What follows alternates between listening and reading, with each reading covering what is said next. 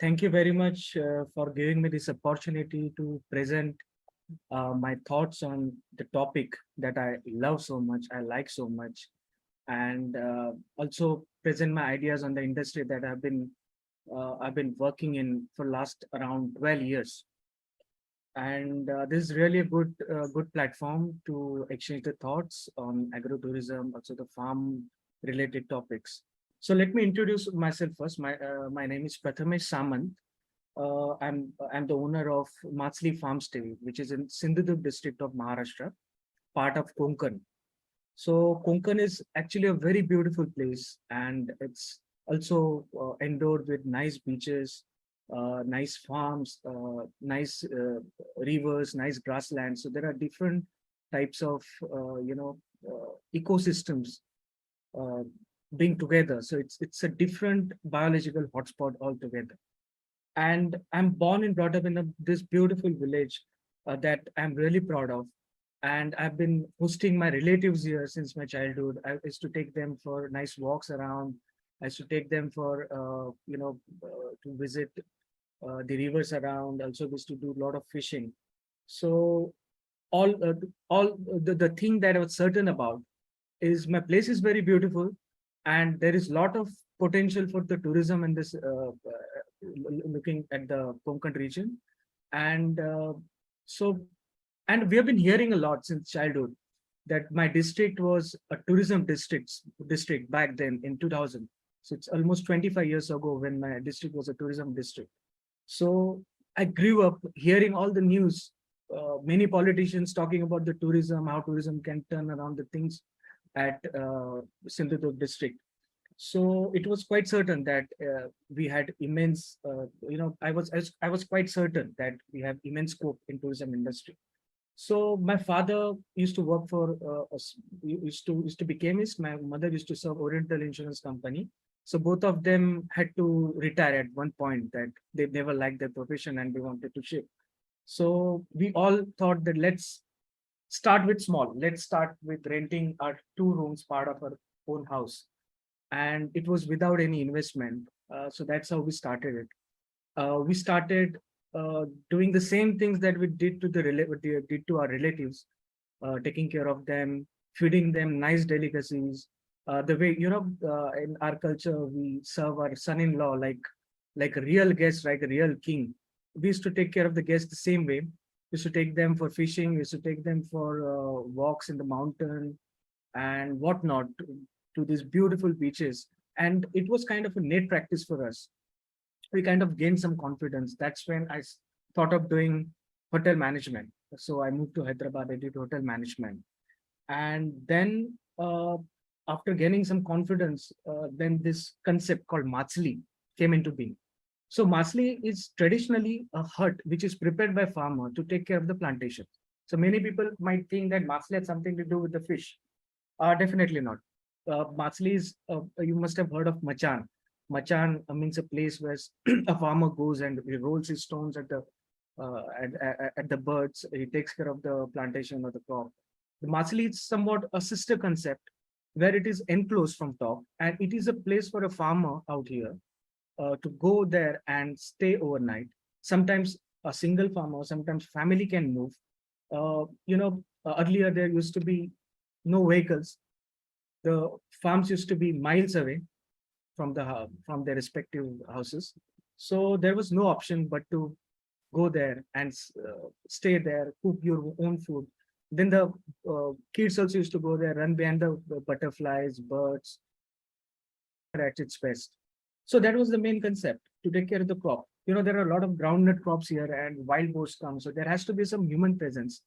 Uh, if there is even a one person present, then all these wild boars and wild creatures can keep away from your uh, fields. So that was the main reason. My father, my grandfather have stayed at such matslis, have stayed at such atmosphere. So while growing up, we knew that this can be a good tourism initiative. And to begin with, we started a matsli. Matsli means a small hut. So we gave it a shape like a matsli, a traditional matsli, like a hut, A-frame hut. And we started hosting guests. So we had a base of this, our own homestay. So we started shifting the same guest here, and here also we started getting good response.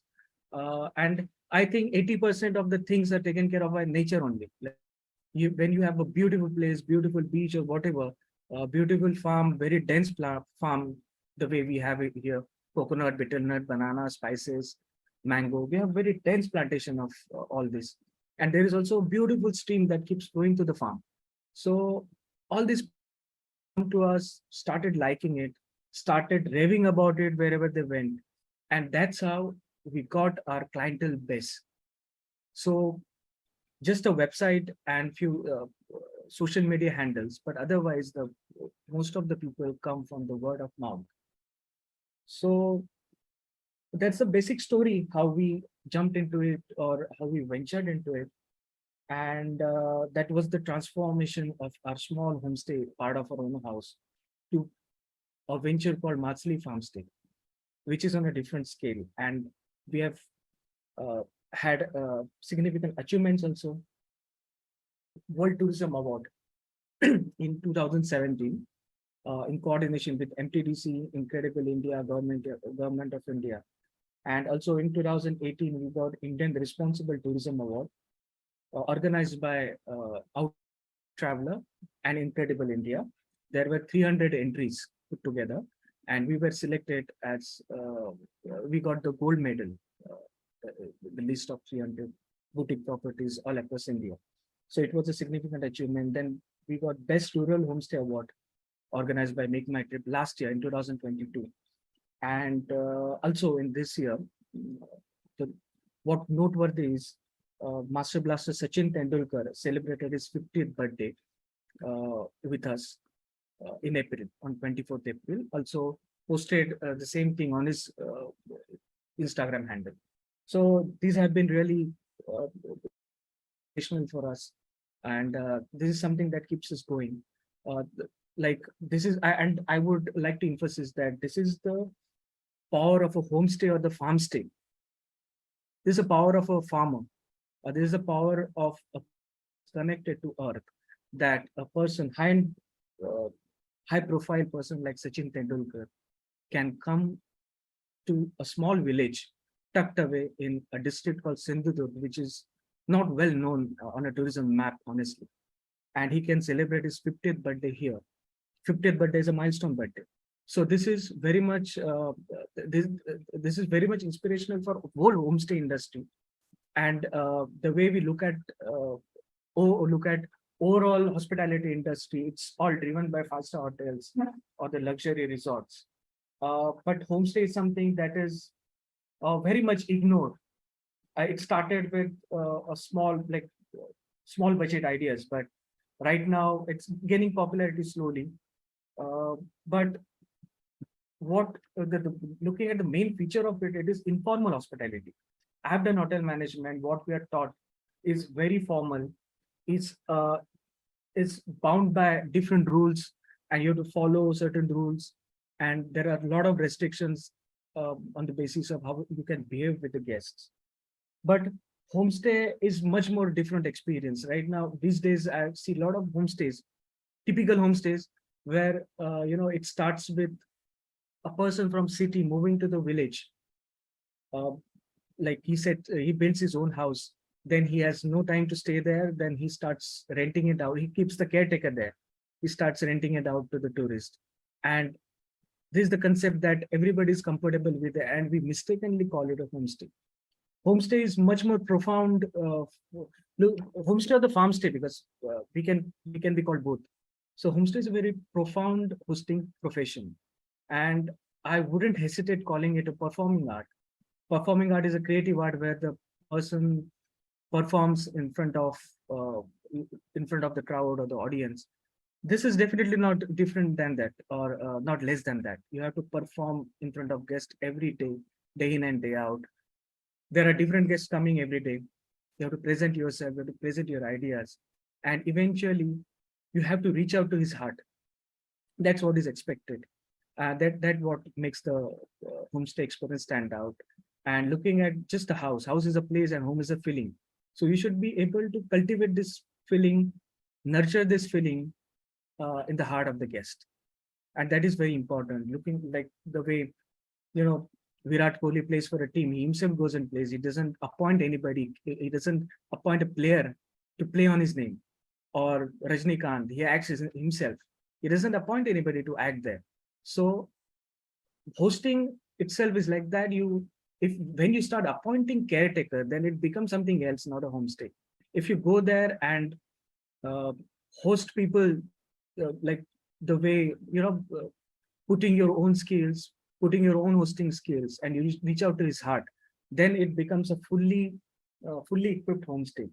And looking at the hotels, they are run on facilities, amenities, services, but and like many people think that the facility is the heart of the hospitality industry, or the services is the heart of, or amenities is the heart of hospitality industry. But I would say hospitality itself is the heart of hospitality. So looking at is informal hospitality is something that is very new, and it should not be a movement, it should be way of life. And the way we operate is not exhibitionary, it's participatory. It's not like we organize some traditional art form here, and then it is not scheduled as per the village schedule. But whenever such things are happening, we have nice Dashatar art happening here, uh, different type of art forms. So these are the times when we take people there, and people can take part in it, just like villagers, just like the villagers do. So it's a very participatory thing, and it's not a mission driven thing. So I came across a small survey 5 to 6 years ago, when the top 1% of the total tourist population was interviewed and surveyed. They were asked like tourism being separated into two segments, uh, the experience and luxury. So 83, surprisingly, that time it was very surprising. I was quite certain about it, but 83% of this top class uh, preferred experiential tourism over luxury tourism. So they said that they can part with luxury if they're getting experience that's very outstanding or different, out of box. So there is a lot of market ahead for experiential tourism, or the homestays, or the farm stays, the farm life. Uh, when we see the heritage hotel is a legacy. It's a legacy. It's a heritage. It's a tradition that drives the price of that room. I would say a simple life of farmer can also be a tradition, legacy, or the heritage that can also get you a good return on your investment. And there's no need to undersell your rooms. There is enough class that can pay for it. And looking at our location, I even mentioned it earlier, we have a very dense plantation of coconut, bitter nut, banana, spices. There are different rare varieties that come, varieties of birds that that come to our plantation. There's a beautiful stream that keeps flowing to the farm. That itself is a tourism destination, and it's a microclimate. It's a microclimate. Microclimate means a climate which is distinctly different from the climate outside. So if you once you enter our place, you will find the difference, and it's a very summer-friendly, environment-friendly place. So when you think about Konkan, many people end up thinking that Konkan is supposed to be hot only. There is no way you can stay there without AC or in the summer. But such people are even surprised when they come in the month of April, May, because it's very soothing. And we also promote very nice things like taking a well water bath, using certain clothes that can protect you from the heat. Do not dehydrate. Keep like stay safe in the, stay in the property between 10 to 4, and then you can go out and explore. So property itself is very magical, very soothing, and the cottage is also designed the same way. We also sprinkle the water all over the farm, even on the roof of the cottage. That keeps the cottages very cool and in very comfortable zone. Cottages are cross ventilated. That allows a fair amount of air in the cottage. Cottages are very airy, very comfortable, absolutely spacious, uh, and with the basic modern amenities.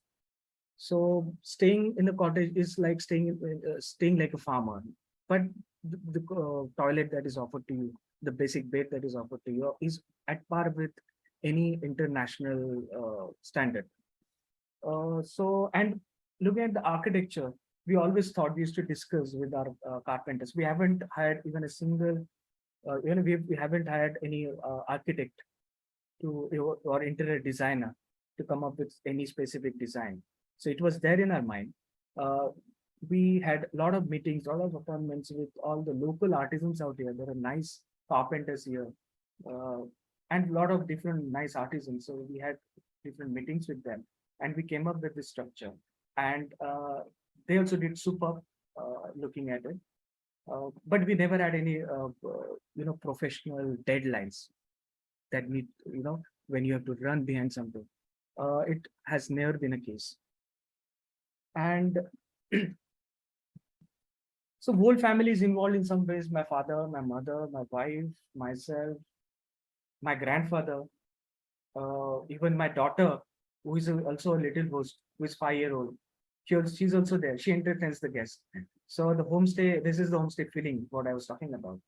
And the food is prepared by my wife, my mother, with special efforts. Special efforts in the sense, we go in the wild, take the wood to light the chullas, and then we also cook it in earthen pots. We serve it in leaf plates. That makes it very experiential. So far, food is the highlight of our place, and we serve only the ethnic cuisine, only the ethnic traditional Saraswat cuisine. For that, my mother, my wife, they approach the old people, old Saraswat people, and they try to learn new things from them. They try to implement new things from them, and it is very much appreciated, and it is very much rewarding also. So I have experienced many guests who come here only for the food, who travel hundreds of kilometers only for the food. So coming at the sustainability. So when we started this farm stay, it was quite certain that it was a move towards the sustainability, sustaining myself at the basic level. Otherwise, I would be moving to the cities, other cities, further straining the resources of the other cities and making things worse, or helping things go worst in the cities. My village could retain myself. This is the power of a farm stay. Staying to your roots, working in your fields, hosting your guests. This is the power of it. And we have planted so many trees, close to, I think, 5 to 6,000 trees in last 10 years. And the way we put it, we grow trees and wish to grow with them. So growing trees, it's something that also helps us grow. That is also appreciated. And after 10 to 15 years, there will be a need of forest conservation along with the agriculture, the farm, and also the forest. So it's the term is called agroforestry. So we grow forest, whatever is there, we consume, whatever is in surplus, we can sell, and we can keep our guests very happy with it. There is a concept called Miyawaki forest in Japan. There's a Japanese scientist called Miyawaki who invented it. There is a method that you can cultivate a forest within 10 years, which looks like 100-year-old and 300-year-old denser. So what he does, it's very common sense. The most logical thing is you keep planting trees close to each other. Then they fight for the light and they tend to grow up. So there are many such Miyawaki forests, even in the cities in Japan, and even in India, it has started. If I'm not, even in Bangalore, I guess I've heard of it. I'm not sure. So on the same basis, we are growing such Miyawaki forests, rapid forests.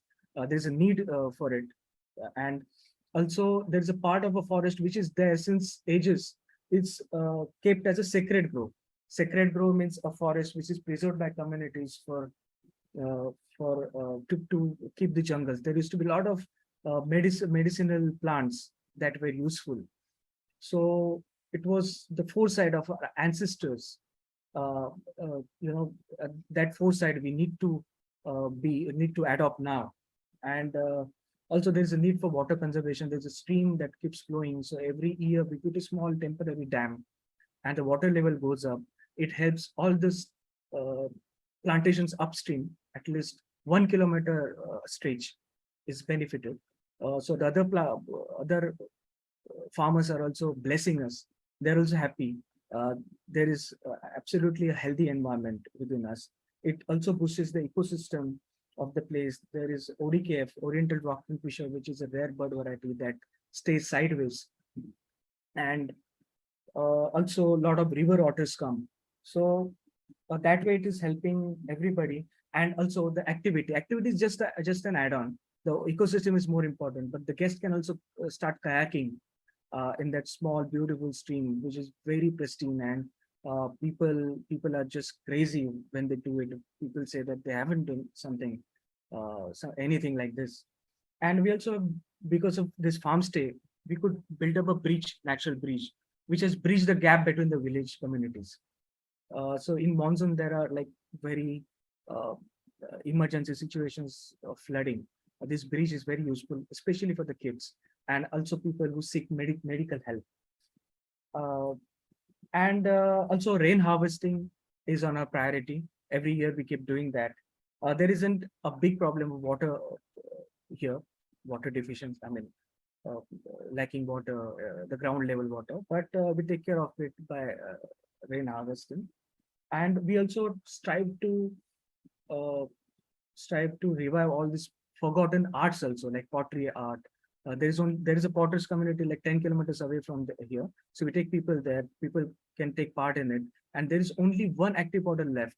The new generation is definitely not into it because there is not much of a demand that they think they won't earn much. But this potter is getting sufficient income to it because of Maachli Farmstay, because of ground level farmers' efforts here.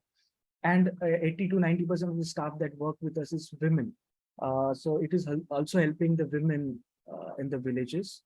And I think anywhere, wherever you go, when women are educated, women can take care of themselves, then that society automatically progresses. And we are the place is more meant for relaxation, but we still have some activities like morning plantation walk, where I take people for nice plantation stroll. People can take part in different plantation activities. They can, the same way I used to take my cousins when I was a kid. So it is very simple thing to do. And most simple things are very difficult. So I would say that we do it very, like, it's an autonomous thing for us. It's a lifestyle for us. We take people for grassland in the evening, even the pottery that I mentioned. There are nice beaches around. There is beautiful beach. I think it's rated one of the 8 beautiful beaches in serene beaches in India, Bhogwe Beach, where I take people there. Then there is another beach called Kille Nifty. Then there is a place called Malwan where there is nice Shivaji era fort. So we also take people there. But we guide them, of course, to go there. Tarkali is well known on the tourism map since 20 years. But tourism is somewhat confined to Tarkali. There are beautiful places in Sindhudurg district that are yet to be explored. There are many farmers yet to come ahead and implement such ideas, however, and like possible it can get. So to sum it up, it is very emotionally compelling for us uh, to be associated with this concept, with this theme. We are conceptual, experiential, agro-tourism based. So it is very emotionally compelling for us to stay together, to eat together, to pray together. Uh, and the best thing that I boast about, my daughter goes to the same school that my grandparents studied. So it's like 4 generations staying together and playing together and staying happily. And also, uh, uh, many people think that the cities are very happening, villages are boring. Definitely, our place is not meant for such people. But recently, I read a book, and in that book, I came to know that how trees can communicate with each other. Secret Life of Trees, the name of the book. So how trees can communicate with each other, how birds can behave in certain conditions. And so our village, our farm is also very much happening. There are many things to explore. 80% of the things that nature takes care, and 20% is something that's taken care of by us. Looking at it is very simple thing. It can be very much rewarding financially. And the best advice to go slow on it. Don't start with something that is very big, very fancy. Don't start fancying things. Start with at least a one room, probably, which is part of your own house. That's how we started, and that is something that worked for us. So I think we can adopt this model very well. And hospitality industry in general is very dogmatic. Uh, it is looked like it is considered as certain, like we have to behave certain way, we have to do certain things. Here it is like it is open, and homestay is definitely not the replica of hotel. It has to be different. And if it is different, homestays or farmstays are different, then it can pull a lot of crowd. Most of the city dwellers can come to you. And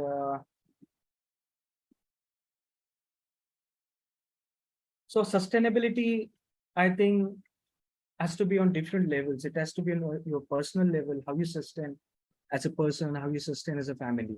Then it has to be on a level of nature, level of society, how society can perform, and how harmonious it can get.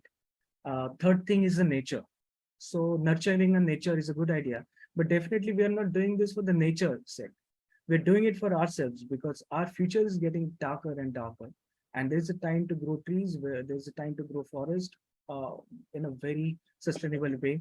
All the farmers that are associated with the farm stays can get a good market for their valuable products. Uh, it can be, there can be many other things, processing units, and you can process food, you can sell it. We also sell, we have a lot of nutmeg, uh, then cinnamon. We are getting good healthy market for the mangoes because we do all the organic farming. We have got around 200 mango trees, and by default or by nature's choice, the mangoes that we get is very late, when the rates are very down. But still we get good market, good rate for our organic product. Uh, so I think I'm done with it. We can start with the participants. I would encourage a lot of questions that, so that it becomes more communicative and more informative also, and more educating also. Thank you. Thank you very much. Thank you very much, sir, for your wonderful talk. I will take up the questions from the participants. Before I move on to the questions, do you have some images of your farm stay resort? Images? You can share it. You can share your screen. Yeah, sure. Can I share the website? Yeah. Do I share it on the same? Share your screen. You can share your screen. Okay. Some images you can just show so that it will be reachable to audience.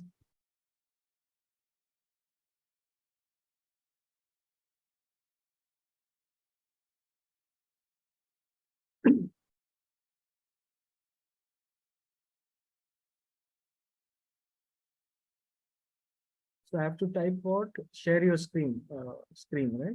Yeah. No, you just have an option there, share screen. One green color button is there. Click on it. Okay, perfect.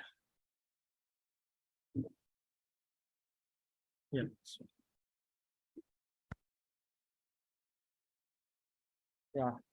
Yeah, it's getting shared. Yeah. That's more. There's a Make My Trip award. And can I show this video? Yeah, sure. This is gifted by one of our Russian guests. The beautiful classical music. You can just see. And that's it. Yeah. You're not getting that audio. You can explain that as the video is playing. Yeah, sure.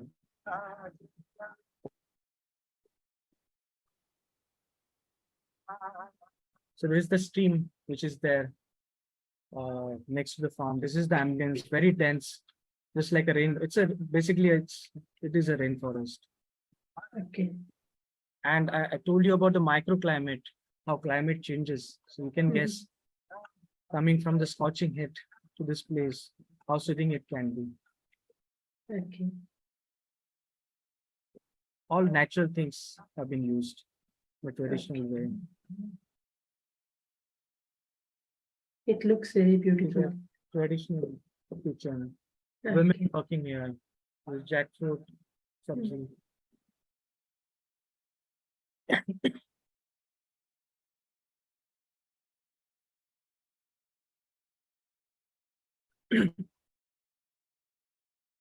And there are many people who also take part in the cooking demo process.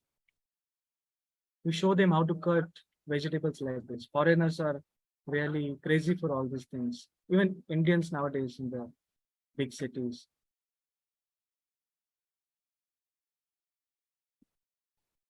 The chula that's being used.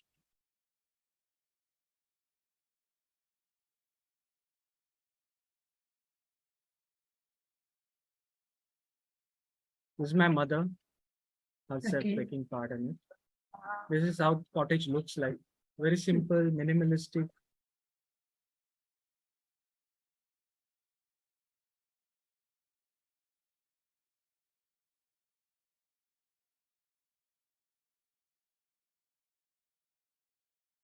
And the traditional woodwork done by local carpenters without any help of, professional architect.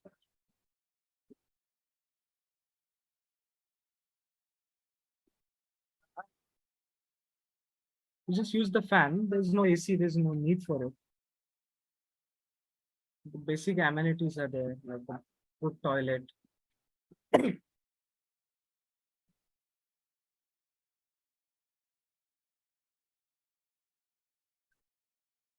It's a traditional utensil. Copper bucket. That's how, that's a traditional way of taking bath. This beautiful Bogwe beach. The view is from Killenity Fort. This is beautiful Bogwe beach. And it's almost done. Then there will be a river. Great scope for broad watching.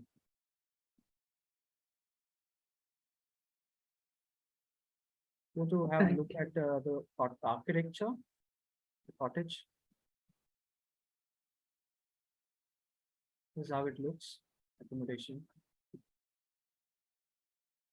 Okay.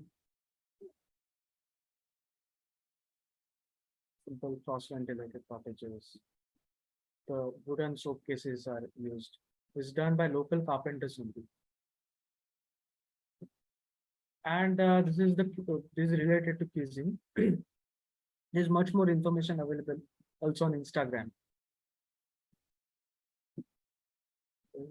Yeah, like we have this like cooking demo that is happening.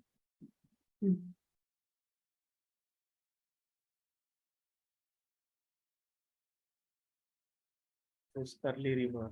So we are really blessed with a lot of nature, not to mention more.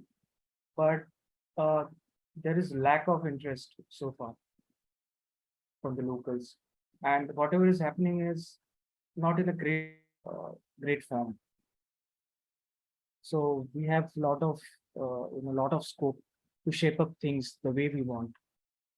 And is there anything else that you want me to show? Okay, that's it. Okay, I'll move on to the questions. Okay, we will share your even your website link. Members can view it later. Okay. Yeah. Okay, thank you very much. Can you please stop sharing the screen so that I can see your full video? Sorry. Okay. Yeah. Yeah, I'll move on to the questions now. The first question is, how can traditional farming practices be integrated into agro-tourism for additional income? See, basically, agrotourism is showing your own way of life. We also do a lot of traditional practices without any machinery. We also show people how to peel coconut the traditional way. It is very basic thing for us, but for them, it's a different thing altogether. Like it has to be on activity level where people can take part in it. Be it traditional farming, plowing, so people can take part in it very much possible. and whatever, like it depends upon what our traditional practices are, and it has to be just the way you should. It has to be just your way of life. Uh, there was a story that was roaming on WhatsApp, that one person, one city dweller sends his son to stay at the farmer's place, expecting that son will learn hardships from him, how life can be difficult, how life can be really in a bad shape for you. But after 8 to 10 days, he comes at the farmer's place to pick him up, and ask his son how the life was. So he said everything was fantastic. The morning was with a lot of chopping. Then we had the fresh food. Then we went to the farm. We played in the water. We worked there. Then I was very hungry. Had lunch. That evening, I played a lot of outdoor games. Uh, and evening, it was like starlit sky. I was used to sit under the sky. So I don't want the city life. I want this life back. I want the villages again. So that was this. That's how son replied. So it has to be just your way of life that can be showcased. Okay. Are there any specific crops or products that are more profitable for agrotourism ventures? What we do is we do not process it much. We just have our coconut oil. We basically have coconut plantation, bitter nut plantation, banana plantation, and nutmeg, uh, so and mango. So we do not process it much. We just sell it to the guest the way they are.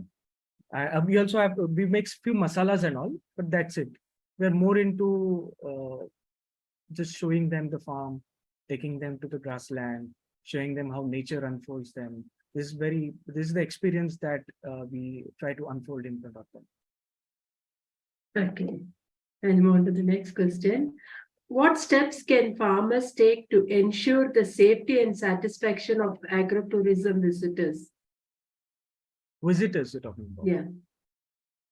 Uh, there isn't any. There are certain measures that you have to take if delineated by the government or anything.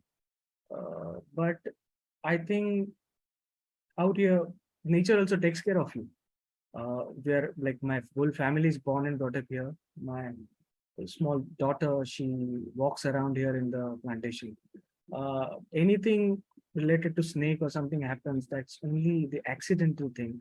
The way you cross roads in on the cities, accident can happen anytime. But we stay here in quite harmony. There isn't any safety kind of thing that exists. That is everything. Everything is safe here. Okay. What are the marketing and promotion strategies that work best for farm-led agrotourism? Yeah, the way I told, we started with a small two part of our own house, renting out 2 rooms. And first 9 months, we had no guests. After 9 months, the first person, I think some travel agent came, and then he sent few. Then all these people started sending the other guests. The best way of marketing is word of mouth. That is more authentic. But other than that, you can also incorporate different methods. Like having a website is very minimal thing, but then you can have a social media presence, Instagram, Facebook, LinkedIn, or whatever.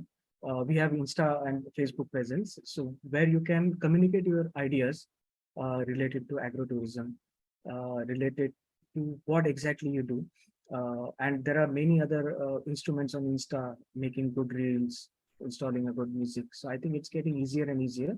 Only the consistency is needed. And there are other tools like Google Ads. You can put in some money and market it. So these are very generalized tools. It's all about how unique you stand, what's your appeal, how well you're able to present it in front of the guest and in front of your potential clientele. And like to be able to present this farm stay, you have to have a very distinguished crowd. So there is no exact way of reaching out to these distinguished people, but you can keep posting things on social media, and the people that you post will eventually work for you. They'll be the best brand ambassadors for you. Okay. What permits or like regulation should farmers be aware of when starting agro-tourism activities? There's a basic permit of food and drug license. Then there is Udyam Aadhaar listing. Apart from that, in Maharashtra, we have Agro-Tourism Board that lists such places, verifies the authenticity of it. So I think this is enough. And each state will have its own board. Okay. How does the investment in agro-tourism compare to potential returns for farmers? What is the investment? Now, how does it work, investments in agro-tourism? So it depends upon farmer to farmer. First, you have to start with small. That's what worked for us. You have to start with small. We started with no investment practically. Just doing a few things and starting renting out to rooms. So it is like you have to do it step by step. Then you reach there. Yeah. Okay. Are there any financial or tax considerations specific to agro-tourism for farmers? There isn't anything that's known to me yet. Okay. Yeah. And to the next question. What challenges do farmers commonly face when entering the agro-tourism industry? I think it's the self-esteem sometimes. I think people think that farming is very rudimentary way of living, and the city dwellers wouldn't be gravitated towards it. That's what people think. They hesitate towards it. And the greatest difficulty that we faced is when we started this, everybody was coming to us, was saying that this is not a beach place. Come on, how can you start this? So there, it is a stereotypical typical thought process that you need to have a beach here. Otherwise, there wouldn't be a tourism. But I think everything has a market. When you start a homestay, the forest homestay, or the farm stay, there is a market to it, market available to it. You should be able to reach out to it. So I think there is a problem with self-esteem, confidence, education, and also sometimes things do not work out. People do not have time. So start with a small. That's the basic mantra. Okay. How can local communities and agricultural organizations support farmers in agro-tourism endeavors? There has to be good synergy. The way I told that sustainably has to be also on the society level, personal level, society level, and also on environmental level. So there has to be good synergy. There have to be self-help groups that need to come forward and take the responsibility. So that's how it works. You just come together and join your hands, share your experiences, create a good community. This is something that you are doing. That has to be that has to happen on the local level as well. Then things will be solved slowly, and it will be a journey, ongoing journey. Problems will come. Sometimes it will be hard to find a solution, but we have to come forward and help each other. Okay, I have completed the questions from our members. Before I conclude, is there anything you would like to add on? Let me check. I think I have covered everything that I knew of, and I think go on and on, but there's a time constraint also. But I think hosting is more important and than anything when it comes to Farmstay. So host has to be present there. Host has to give his 100%. Rest can be taken care of by nature. So hosts need to be present, not a caretaker. Okay, thank you very much. We have now completed the round of questions. On behalf of agricultureinformation.com, we like to thank Mr. Prathamesh Samant for the talk and for answering the questions. I like to also thank all the participants in this meeting. This meeting will now be closed. Thank you very much. You're most welcome.